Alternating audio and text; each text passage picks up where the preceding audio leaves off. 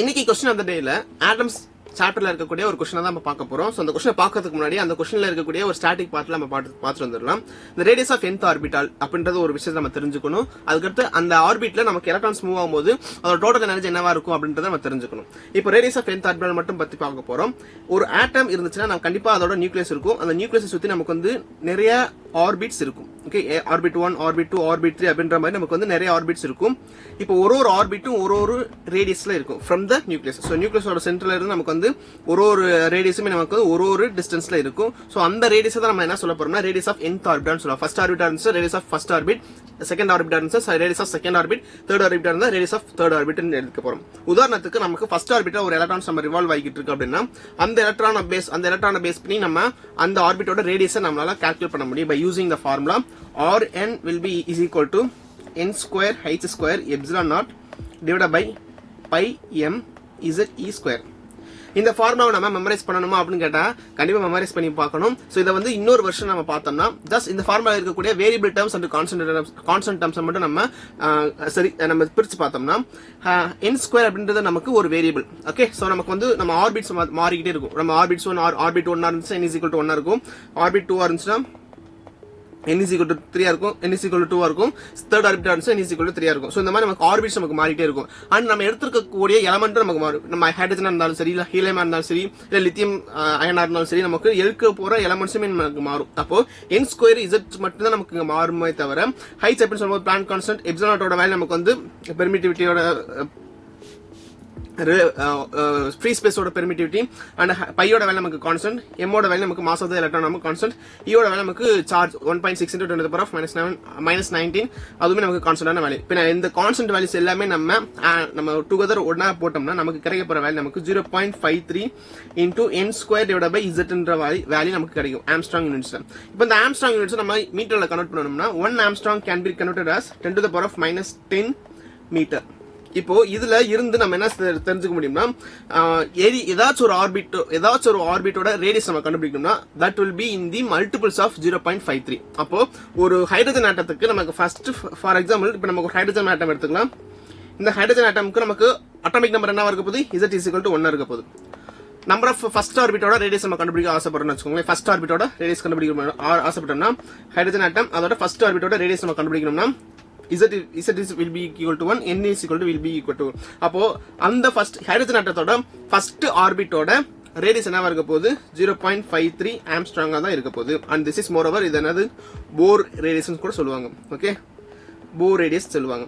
So இந்த விஷயத்துல எதுக்கு யார் சொல்லிருக்காங்கன்னா போர் பாஸ்டுலேட்ஸ்ல இருக்கக்கூடிய ஒரு சின்ன சின்ன எலமெண்ட்ஸ் தான் இது மாதிரி நம்ம நிறைய பாஸ்டுலேட்ஸ் வந்து அவர் சொல்லியிருக்காரு. அதுல ஒண்ணுதான் நமக்கு இந்த radius of nth orbital. So this is something we have to நம்ம மனசுல வச்சுக்கக்கூடிய ரொம்ப கவனமா பத்திரமா நம்ம படிக்க வேண்டிய விஷயங்கள் இதுதான். இப்போ நமக்கு நான் மார்க் பண்ற அந்த ரெண்டு விஷயத்தை நம்ம தெரிஞ்சுக்கணும். சரிங்களா, இந்த ஃபார்முலா இருக்கு இல்லையா, இது நமக்கு தெரிஞ்சுக்கணும். அப்புறம் இந்த ஃபார்முலா நமக்கு தெரிஞ்சுக்கணும் radius of nth orbital, radius of nth orbit. Okay, so இது நமக்கு தெரிஞ்சிட்டதுக்கு அப்புறம் நமக்கு நெக்ஸ்ட் நம்ம பார்க்க போறது வந்து எனர்ஜி. ஓகே, இப்போ நமக்கு ஒரு பர்టిక్యులர் ஆர்பிட்ல நம்மளோட எலக்ட்ரான்ஸ் வந்து ரிவால்வ் ஆகிட்டு இருக்கு. ஆட்டம் இது நியூக்ளியஸ், இது வந்து நமக்கு ஆர்பிட். ஒரு பர்టిక్యులர் ஆர்பிட்ல நம்மளோட எலக்ட்ரான்ஸ் வந்து நமக்கு ரிவால்வ் ஆகிட்டே இருக்குன்னு வச்சுக்கோங்களேன். சோ அப்படி ரிவால்வ் ஆகிட்டு இருக்கும்போது கண்டிப்பா அதுக்கு வந்து ஒரு வெலாசிட்டி இருக்கும். கண்டிப்பா அது வந்து ஒரு வெலாசிட்டில ரிவால்வ் ஆகிட்டு இருக்கும். இப்போ நமக்கு சன் எடுத்துக்கலாம், இது நம்மளோட மெர்க்குரி எடுத்துக்கலாம். அண்ட் இதை சுத்தி நமக்கு வந்து மெர்க்குரி, வீனஸ் இருக்கும். அண்ட் அகைன் நமக்கு இதுக்கு அடுத்து நமக்கு எர்த் இருக்கும். இப்போ அவுட் ஆஃப் இந்த 3 பிளானட்ல நமக்கு எந்த பிளானட் வந்து அதிகமான ஸ்பீட்ல இருக்கும் அப்படின்னு கேட்டா ஜஸ்ட் நம்ம இதெல்லாம் அப்சர்வ் பண்றதுல இருந்து சொல்லலாம். நமக்கு சன் பக்கத்துல இருக்கக்கூடிய பிளானட் மெர்க்குரி. சோ அதிகமான அட்ராக்ஷன்ல எந்த பிளானட் இருக்குன்னா மெர்க்குரி அப்படின்ற பிளானட் இருக்கு. சோ அந்த மெர்க்குரி அப்படின்ற பிளானட் தான் நமக்கு அதிகமான வெலாசிட்டில அது ரிவால்வ் ஆகிட்டு இருக்கும். இப்போ இதே மாதிரி தான் நம்ம ஆட்டத்தை எடுத்து பார்க்கும்போது நம்மளோட நியூக்ளியஸ் இருக்கு. நியூக்ளியஸ் சுத்தி we are having multiple number of orbits. So ஒரு ஆர்பிட்ஸும் நமக்கு வந்து ஒரு எனர்ஜி ஸ்டேட்ல இருக்கு.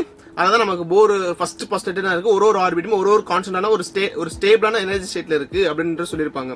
இப்போ இந்த எனர்ஜி ஸ்டேட்ல எனர்ஜி ஆஃப் nth ஆர்பிட்டல் வந்து ஒரு ஆர்பிட்ல அந்த எலக்ட்ரான்ஸ் ரிவால்வ் ஆகும்போது கண்டிப்பா அதோட எனர்ஜி ஸ்டேட் நமக்கு மாறிக்கிட்டே இருக்கும். ஃபார் எக்ஸாம்பிள் ஃபர்ஸ்ட் ஸ்டேட்ல ஒரு எனர்ஜி ஸ்டேட் E1 அப்படின்ற ஒரு எனர்ஜி ஸ்டேட்ல இருக்கும். செகண்ட் ஸ்டேட்ல E2 அப்படின்ற ஒரு எனர்ஜி ஸ்டேட்ல இருக்கும். தேர்ட் ஸ்டேட்ல E3 அப்படின்ற ஒரு எனர்ஜி ஸ்டேட்ல இருக்கும். சரிங்களா, இப்போ லோவஸ்ட் எனர்ஜி ஸ்டேட் எங்க இருக்க போகுதுன்னா நியூக்ளியஸ் பக்கத்துல இருக்கக்கூடிய ஆர்பிட்டுக்கு லோவஸ்ட் எனர்ஜி ஸ்டேட் இருக்கும். Okay, lowest energy state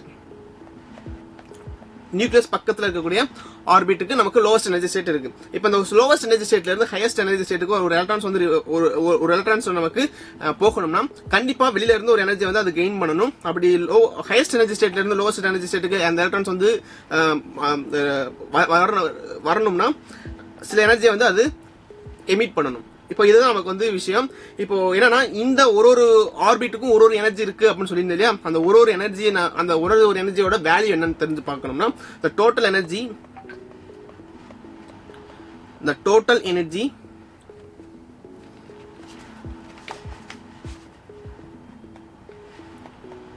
will be equal to minus 13.6 Z square N square electron volt. சரிங்களா?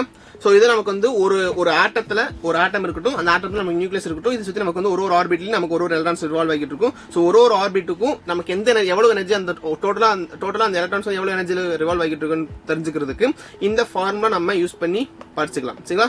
இப்போ இது something we have to keep in mind. இதை தாண்டி இன்னொரு ஃபார்முலா இருக்கு. என்னன்னா ஒரு டோட்டல் எனர்ஜிக்கும் கைனடிக் எனர்ஜிக்கும் பொட்டன்ஷியல் எனர்ஜிக்கும் இருக்கக்கூடிய ஒரு ரிலேஷன். இது மோரோவர் நமக்கு தெரிஞ்சிருக்கும். சோ கைனடிக் எனர்ஜி அப்படின்றது பார்க்கும்போது and that will be the minus of total energy will be equal to minus of kinetic energy and that will be equal to half of potential energy. இப்போ இது எங்க நம்ம பாத்துக்கோம்னா நம்ம gravitational பார்த்தா அதே concept தான். சோ கிராவிடேஷன் பார்க்கும்போது ஒரு ஆர்பிட்ல எத்த சுத்தி நமக்கு ஒரு ஆர்பிட்ல ஒரு பிளானட்டா இருந்தாலும் சரி, ஒரு சேட்டலைட்டா இருந்தாலும் சரி, ஒரு சேட்டலைட் வந்து ரிவால்வ் ஆகிட்டு இருக்குன்னா அதுக்கு இருக்கக்கூடிய ஒரு total energy will be equal to minus of kinetic energy and that will be equal to half of potential energy. So இந்த ரெண்டு ஃபார்முலாவும் நமக்கு முக்கியமான ஃபார்முலா. இதை நம்ம we have to keep in mind. Okay, so இதுதான் நமக்கு இது ரெண்டு மட்டும் தெரிஞ்சுக்கோங்க. சோ இதை பேஸ் பண்ணி தான் நம்ம ப்ராப்ளம் நம்ம சால்வ் பண்ண போறோம். சரிங்களா? சோ அதுக்கு முன்னாடி நம்ம பாக்குற விஷயத்த எல்லாமே உங்களுக்கு வந்து ஒரு ஹேண்ட் ரிட்டன் நோட்ஸ் உங்களுக்கு கைக்கு வேணும், உங்களோட ரெஃபரன்ஸ் வேணும் அப்படின்ற பட்சத்துல நீங்க இந்த QR கோட் ஸ்கேன் பண்ணிக்கலாம். சோ இங்க ஸ்கேன் பண்ணீங்கன்னா உங்களுக்கு இது வந்து ஒரு வாட்ஸ்அப் குரூப்புக்கு வந்து கொண்டு போய் சேர்க்கும். அங்க நம்ம கிளாஸ்ல பாக்குற எல்லா நோட்ஸுமே அவைலபிளா இருக்கும். அங்க இருந்து நீங்க எடுத்துட்டு உங்களோட ப்ரிப்பரேஷனுக்கு வந்து நீங்க அதை யூஸ் பண்ணிக்கலாம். ஓகே, சோ क्वेश्चन பாருங்க. The radius of an innermost electron orbit of an hydrogen atom is 5.3 into 10 to the power of minus 11 meter. So நமக்கு என்ன கொடுத்திருக்காங்கன்னா ஃபர்ஸ்ட் ஹைட்ரஜன் ஆட்டத்தோட இன்னர்மோஸ்ட் எலக்ட்ரான்ன்றது வந்து என்னன்னா क्वेश्चन பாருங்க. ஹைட்ரஜன் ஆட்டம் சொல்லிட்டாலே Z is equal to 1. Okay, hydrogen atom சொன்னாலே Z is equal atom number நமக்கு 1. சோ ஹைட்ரஜன் ஆட்டத்துல இருக்கக்கூடிய இன்னர்மோஸ்ட் எலக்ட்ரான் அப்படின்னு சொல்லி பார்க்கும்போது ஃபர்ஸ்ட் ஆர்பிட்ல இருக்கக்கூடிய எலக்ட்ரான்ஸ். அப்ப ஃபர்ஸ்ட் ஆர்பிட் இருக்கும்போது N is equal to 1. First orbit இது N is equal to 1. Calculate its radius in n is equal to 3. So n is equal to 3 இருக்கும் பொழுது அதோட ரேடியஸ் என்னவா இருக்கும் நமக்கு தெரிஞ்சுக்கணும். ஓகே, இப்போ நமக்கு ஃபார்முலா தெரியும். என்ன ஃபார்முலா நம்ம படிச்சிருக்கோம்னா Rn is equal to 0.53 into Z square divided by n. கரெக்ட்டுங்களா? Z square n square divided by Z. n square divided by Z. So நமக்கு வந்து radius of nth orbital இருக்கக்கூடிய ஒரு ஃபர்ஸ்ட் நம்ம ஃபார்முலா. இப்போ இதுல நமக்கு 0.53 into n square மட்டும் நம்ம எந்த ஆர்பிட் நமக்கு தேவை, n is equal to 3 அப்படின்ற ஆர்பிட்ல தேவை. So n will be equal to 3 into 3 divided by Z. Z வந்து நமக்கு 1. ஹைட்ரஜன் ஆட்டம் யூஸ் பண்ணா நம்ம Z is equal to 1. So இதெல்லாம் நம்ம என்ன செஞ்சுக்கலாம்னா 0.53 into 9. 5 3s are 15, 45, 46, 2. Okay, 9 3s are 27, 2, 9 5s are 45, 47, so 2 Armstrong. So Armstrong unitsல இருக்கு. In case நம்ம Armstrong units நம்ம மீட்டர்ல கன்வர்ட் பண்ணனும்னா நம்ம எப்படி கூட எழுதிக்கலாம் பாருங்க. The radius of third orbit will be equal to 4.77 into 10 to the power of minus 10 meter. Okay, இது ஃபர்ஸ்ட் விஷயம். So second thing நம்ம பார்க்கும்போது listen, the total energy of an electrons in a first excited state of a hydrogen atom is 3.4 electron volt. சரிங்களா? So which means total energy ஓட formula நம்ம எழுதிரலாம். So total energy is nothing but total energy ஓட formula நமக்கு தெரிஞ்சதுக்கு முன்னாடி இங்க பாருங்க. The total energy of an electron in a first excited state of a hydrogen atom is 3.4 electron volt. 3.4 electron volt. So 3.4 electron volt நமக்கு என்ன கண்டுபிடிக்கணும்னா அதோட kinetic energy கண்டுபிடிக்கணும், potential energy அந்த ஸ்டேட்ல அதோட kinetic energy கண்டுபிடிக்கணும், பொட்டன்ஷியல் எனர்ஜி கண்டுபிடிக்கணும்.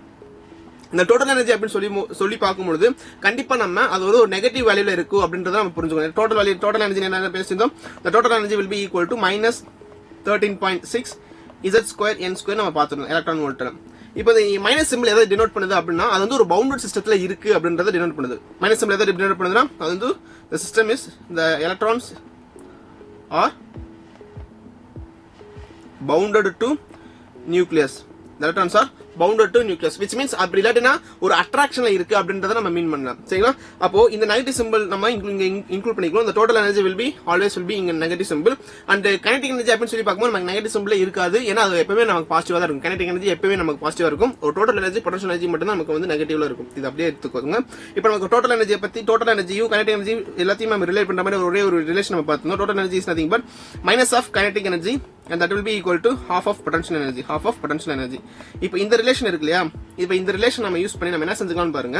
we can find kinetic energy. first of all இந்த total energy க்கு kinetic energy இருக்கக்கூடிய ரிலேஷன் நம்ம பார்த்தோம்னா total energy is nothing but half of minus of kinetic energy. அப்ப kinetic energy will be equal to minus of total energy. அப்ப total energy அப்படின்னு சொல்லி பார்க்கும்போது we are already having minus 3.4 electron volt. அப்ப நம்ம minus போட்டோம்னா 3.4 electron volt தான் நமக்கு வந்து kinetic energy ஓட வேல்யூ. அப்படி நம்ம எடுத்து வச்சுக்கலாம். இப்போ நமக்கு பொட்டன்ஷியல் எனர்ஜி பார்க்கணும். பொட்டன்ஷியல் எனர்ஜி இப்போ நம்ம டோட்டல் எனர்ஜிக்கு பொட்டன்ஷியல் எனர்ஜி இருக்கக்கூடிய ரிலேஷன் நம்ம பார்த்தோம்னா total energy is equal to half of potential energy. Potential energy will be equal to twice of total energy. இது நமக்கு சந்தேகம் இருக்காது. அப்ப டோட்டல் எனர்ஜி என்ன, டோட்டல் எனர்ஜி நம்ம கண்டுபிடிச்சிருக்கோம் 2 into minus 3.4 electron volt. 4 to 8, 3 to 6, 6.8 electron volt minus. Okay, so இது நமக்கு வந்து பொட்டன்ஷியல் எனர்ஜியோட ஃபார்முலா. சோ நமக்கு இன் கேஸ் அது ஒரு ஃபர்ஸ்ட் எக்ஸைட்டட் ஸ்டேட்ல ஒரு எலக்ட்ரான் வந்து -3.4 எலக்ட்ரான் வோல்ட்ல இருந்துச்சுன்னா, ஒரு எலக்ட்ரான் -3.4 எலக்ட்ரான் வோல்ட்ல இருந்துச்சுன்னா கண்டிப்பா அதோட கைனடிக் எனர்ஜி என்னவா இருக்கணும், 3.4 எலக்ட்ரான் வோல்ட்டா இருக்கணும். அண்ட் அதோட பொட்டன்ஷியல் எனர்ஜி -6.8 எலக்ட்ரான் வோல்ட்டா இருக்கணும். ஓகே, சோ இதை நம்ம பார்த்திருக்கோம். ஒரு ப்ராப்ளம் நம்ம கோத்ரூ பண்ணிருக்கோம். ரேடியஸ் ஃபர்ஸ்ட் நமக்கு ரேடியஸ் ஆஃப் nth ஆர்பிட்டல்னா என்னன்னு பார்த்திருந்தோம். அதோட டைரக்டான ஃபார்முலா பார்த்திருந்தோம். அண்ட் தென் அதோட ஒரு கொஸ்டின் நம்ம பேஸ் பண்ணி நம்ம சால்வ் பண்ணிருக்கோம். கண்டிப்பா இது புரிஞ்சிருக்கும், உங்களுக்கு பிடிச்சிருக்கும் நம்புறேன். இன்கேஸ் உங்களுக்கு ஏதாச்சும் டவுட் இருந்துச்சுன்னா கண்டிப்பா கமெண்ட்டா சொல்லுங்க, உங்களுக்கு ரெக்டிஃபை பண்றேன். நன்றி, வணக்கம்.